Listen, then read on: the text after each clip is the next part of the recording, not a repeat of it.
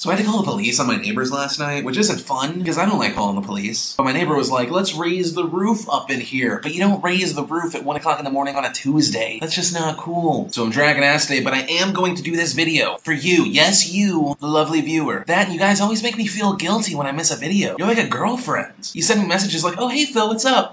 No video today? That's weird. I thought you made videos every Monday, Wednesday, Friday. I guess it's not that important to you. No, it's cool. No, some things, not a big priority. Not a big priority to you. To me, yeah. You, not so much. No, it's cool. No. I'm fine.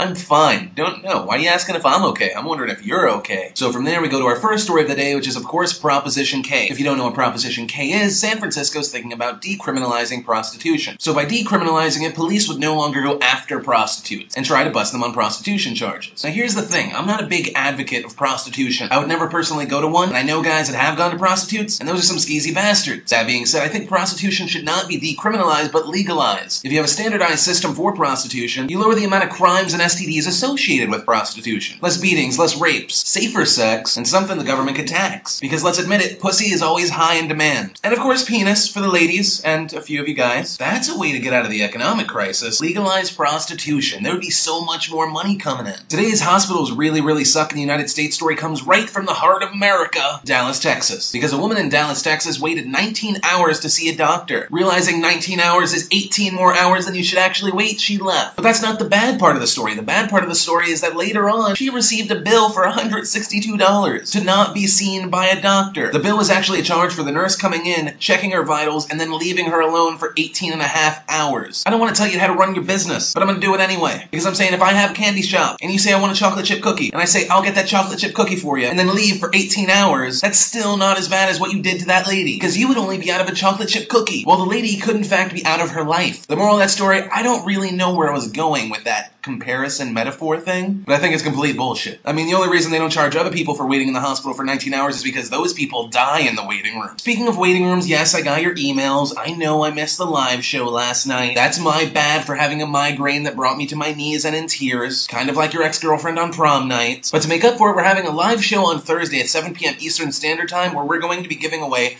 one of these to one of the viewers. Here's a tip. If you want to win one of these, you need to sign up to twitter.com, subscribe to Philly D, and you'll see why Thursday at 7 p.m. Eastern Standard. We jump from that self-promotion to a guy with huge balls. Metaphoric balls, but huge ones. Because the guy's a lumberjack, he was taking down a tree, and he realized one of the blades was going to come at him. So he started running, the thing slammed him against the wall, cut off his arm. All his friends thought he was dead. Turns out he's alive. He picked up his arm, went to the hospital, they put it back on him. When he came out of the surgery, he woke up, and the first thing he said was, at least I got my arm. I think the only thing manlier than that would be to punch a bull and a shark in the face at the same time. Our Wednesday douchebag of the day is Gomez and Esteban Cardona. The reason being, they thought it'd be fun to pull people over acting like a cop, which it was probably a blast until they decided to pull over the wrong car because that car was driven by a police officer. The weird thing about the story is after the two were arrested, they were released because they signed a document promising to appear in court. Which I don't know if you know this. It's probably not a good thing to trust the promise of two people that presented themselves as police officers and decided to pull over random people, because I don't think they were pulling them over to give them free candy, which I wouldn't mind. I'd probably look forward to being pulled over by the candy police. You have the right to remain delicious. According to rumors from God knows who, it looks like Apple's no longer going to be shipping Mac Minis to retailers, which I don't think is too surprising, because the bottom-of-the-line basic MacBook that works wonders is only $999, which is only $400 more than a Mac Mini, and you don't even get a monitor with that. And since we're already on Apple, I want to talk about the iPhone, because AT&T was talking about activating 2.4 million iPhones thus far. The only problem is they've lost about $900 million